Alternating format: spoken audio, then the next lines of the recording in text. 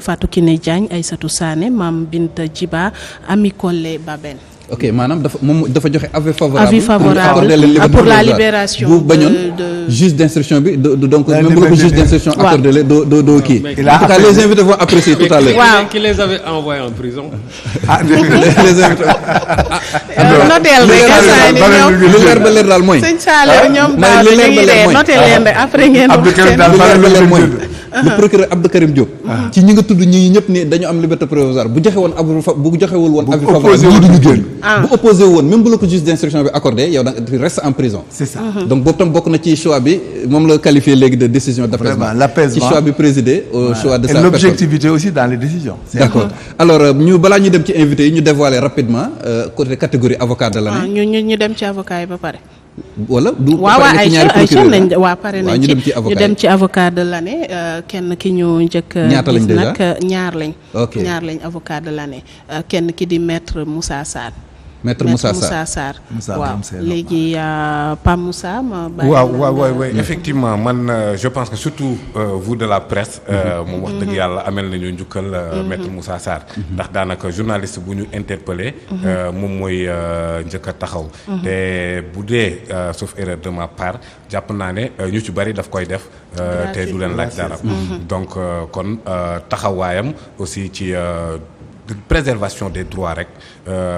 man personnellement mi ngi may gën a séduire bi mu doon défendre Imam Ali Ndao. ok il l'a fait avec vraiment autant de détermination autant d'engagement ba imam bi ci boppam moom moo ne ñii nii avocats yi ko doon défendre soppi nañ sama perception bi ma amoon ci justice. ndax tax seen taxawaayam seen assistance loolu noonu yëpp sous la coordination de maître Moussa Sarr. Donc je pense que ni c'est une distinction assez méritée. Par rapport ak aussi expérience am. mais aussi service rendu au droit et au droit de la défense de manière générale. En tout cas man moom li ma ci mën a wax mooy maître Moussa Sarr képp kuy journaliste Sénégal. amal nga ko njukkal. Maître Moussa Sarr képp kuy journaliste Sénégal amal nga ko njukkal ndax journaliste bu fi am jafe-jafe ak yoon moo xam simple convocation à la police la moo xam garde à vue moo xam mandat de dépôt ak lu mu tudd spontanément day jóg pour défendre la maanaam systématiquement moom day jóg pour dem défendre ñi nga xamante ne ñoom ñooy journalistes yi teg ci gratuitement la koy defee donc da lay assister durant toutes les étapes de la procédure donc loolu moom wax dëgg yàlla ñun journalistes yi amal nañ ko njukkal toute la presse sénégalaise bu weesoo loolu tamit également gis nañu ne c'est l'avocat attitré non seulement des journalistes mais aussi des activistes yu bëri ci activistes yi moom mooy ki nga xamante ni moom moo leen di taxaw ak certains opposants également ñu bëri ñu takk ci ñoom moom mooy ki nga xamante ni donc daf leen di taxaw di leen défendre donc vraiment quelqu'un la boo xamante ni ku am mérite la ku am sens de li nga xamante ni moom mooy sociabilité ak yërmande ci ñi nga xamante ni ñoom ñooy détenu képp koo xamante ni jaar nga prison moom mën ngaa seede defal ko témoignage. Il est poli, il est correct,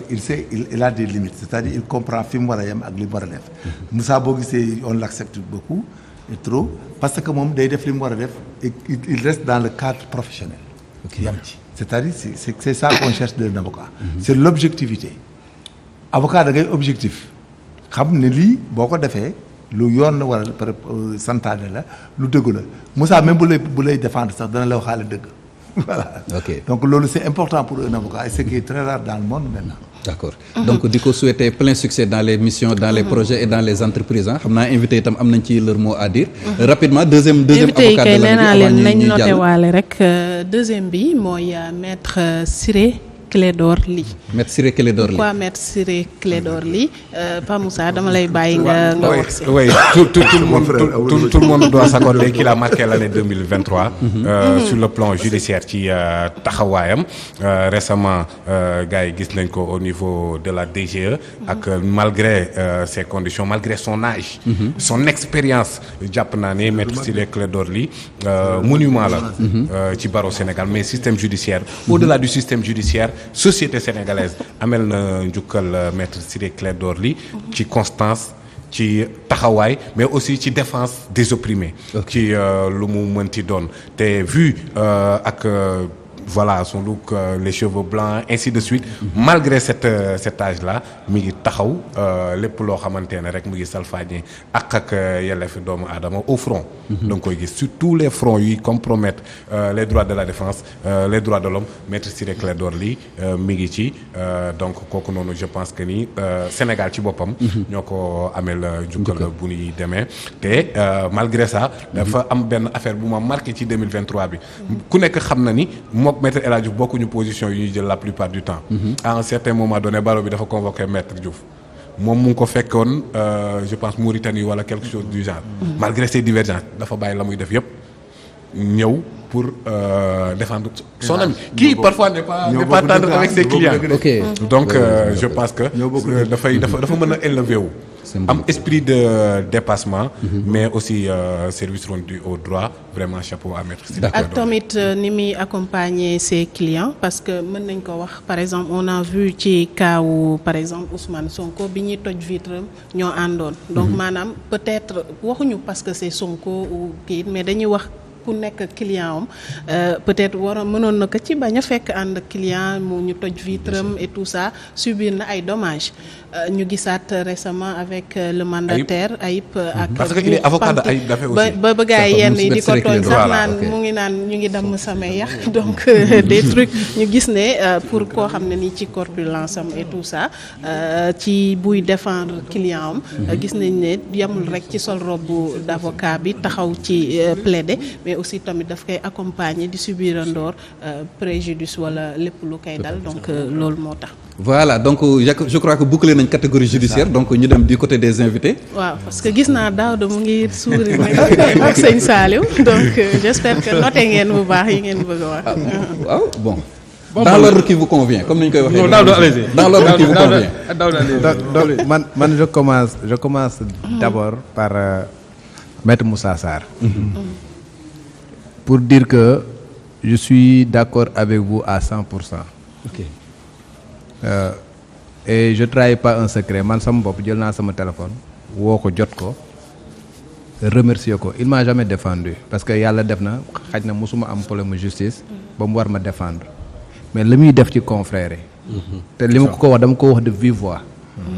li nga defal journaliste Sénégal yëpp nga ko defal boo jëlee par exemple parce que l'avocat c'est une profession libérale bu ñuy défendre da nga ko war a fayee honoraire c'est son gagne-pain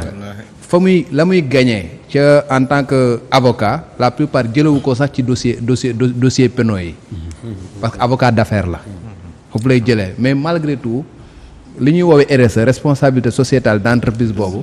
da koy def mais en défendant ñi nga xamante ne jàpp na ne ils sont des opprimés wala jàpp nañ dañ ko soxla et je dis franchement que engagement bi mu am ci biir profession bi ni muy jàppale journaliste ak ni muy jàppale ñeneen ñu nga xamante ne ay activistes ay consorts dafa nekk nit ku nga xamante ne man day wax dëgg fa yàlla ku ma naw la te ku nga xamante ne choix bi ngeen def le concernant moi je l'approuve à 100%. Merci. Et yëgoo wuñ ci woon mais je sais que man sama bopp jël naa sama téléphone woo ko remercier ko pour ça pour wax pour justifier li nga xamante ne mun ngeen def. La deuxième chose moom mooy maître Ciré Clédor képp ku nga xamante ne yaa ngi suivre l'année 2023 quand même marqué na ko autant par exemple bu ñu ca yeggee la Ousmane Sonko ni mu marqué par exemple l'année judiciaire de par ses dossiers noonu la maître Ciré Clédor Ly également marqué l'année xam nga en tant qu'avocat comme ni ma ko waxee avocat profession libérale la mais l'engagement bi nga xamante ne dama ko gis pour défendre ki nga xamante ne moom mooy client Ousmane Sonko ba nga xamante ne jour bu ñu ko waree auditionner dans le fond du dossier wala ñu war koo entendre moom moo koy dem jëli ji këram accompagner ko ba mu yegg également c'est un engagement bu nga xamante ne loolu lu ñu mën a louer la concernant un avocat beneen bi également mu nekk nga xamante ne ñun ñëpp ñu nga xamante ne yàgg nañ di suivre ay procès xam nañ ni c'est un technicien bu nga xamante ne en matière de procédure il fait partie des meilleurs ce n'est pas le meilleur. C'est ça, il est fort. Surtout waaw ça moom il faut que ñu reconnaître ko te expertise am dafa dem ba nga xamante ne jéggi na Sénégal La preuve Non, exemple bi ñu doon joxe léegi on était ensemble en voilà Côte d'Ivoire. l'ancien président de la Mauritanie moom moo ko doon Non, Gbagbo aussi. moom moo ko doon défendre Gbagbo. voilà Gbagbo il l'a défendu tey jii boo demee par exemple cour pénale internationale voilà il est avocat là-bas donc dafa nekk ku nga xamante ne ñun Sénégal war nañ koo nangul que ni dafa nekk ku nga xamante ne xarañteefam kenn du ko laam-laamee parce que au-delà de nos frontières nangul nañ ko ñun aussi il faut que ñu nangul ko donc choix boobu également c'est un choix que j'approuve bu ñu demee également ci Marème Diop Gueye c'est un choix que j'approuve aussi ok Marème Diop Gueye man dama suivre Marème Diop Gueye tey jii parquetier la mais nekkoon na juge du siège d'accord j'ai l'habitude de dire par exemple dans l'affaire de évasion de la bande à Inno bi ñu defoon en 2001 Alex Ino, Abdou Conté. Alex n'a jamais Boy été Nar et tout. Alex n'a jamais été jugé ci l'évasion bu 2001 jour bi ñu leen di jugé Marème Diop Gueye bi moo siégé woon ok au niveau du tribunal correctionnel c'était au bloc des Madeleines à l'époque quand les gens sont venus dañu maître Ciré Clédor bi bokkoon na ci avocat Alex ils avaient soulevé des exceptions de nullité de la procédure ba mu demee ba xool dossier bi daf leen koo nangul et ces exceptions-là ont annulé la procédure en ce qui concerne Alex ci évasion boobu te pourtant à l'époque toute la presse ak lépp la bande à Inno ennemi public numéro 1 lañ leen doon woowee bu ñëwoon par exemple daal di juger Alex condamné ko par exemple rejeter les exceptions je trouve qu'il y a beaucoup de gens qui ne trouveraient absolument rien à redire parce que peut-être amul woon ñu nga xamante ne dañ toog di défendre pour wax ne li ñu def c'est pas juste pour moom affaire mais il avait dit le droit parce que dafa estimer woon que ni exceptions yi nga xamante ne dañ ko soulever c'est des exceptions yu nga xamante ne fondées en droit et c'était basé sur ça pour annuler la procédure ba tey jii ma lay wax ni Alex n'a jamais été jugé pour cette affaire-là là où les Inno et consorts avaient été condamnés à 7 ans de prison pour l'évasion ok loolu man mun naa ko témoigner donc quand je vois des années plus tard cette même personne-là venir au niveau de la Cour suprême nekk parquetier ba pare am benn position de principe en disant que jàpp na ni dañu bafoué damay gis ni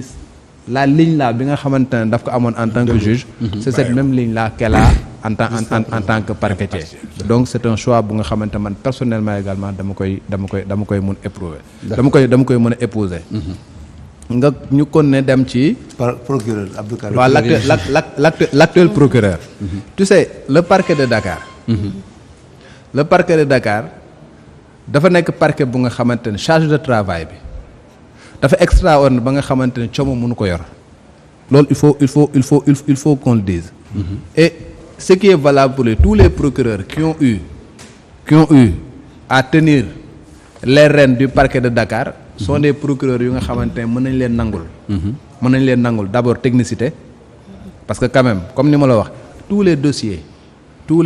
parce que c'est le code de procédure pénale qui dit que l'instruction est obligatoire amul benn instruction bu nga xamante ne dañ koy def te binduloo un document c'est un document bu nga xamante ne moom ngay bind pour jox ko un juge d'instruction ñu koy woowee réquisitoire introductif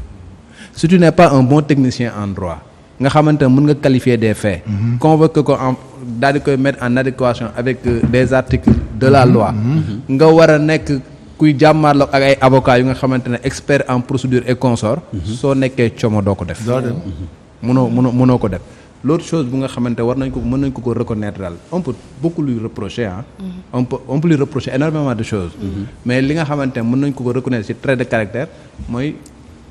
il est quelqu'un de très courageux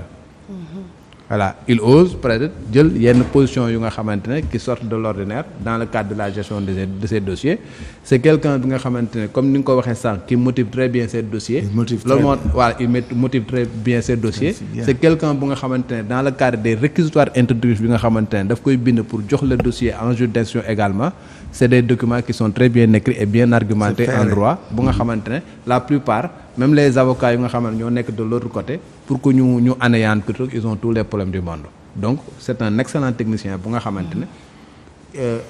loolu ngeen choix boobu ngeen def également c'est un choix que moi je peux approuvé. d'accord ku des. d'accord bon. defe naa ñooñu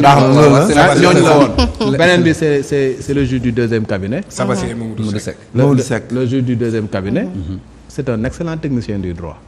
ok voilà li tax par exemple ñu koy choisir chaque fois di ko jox yenn dossiers et des dossiers qui sont très carabinés. parce que un dossier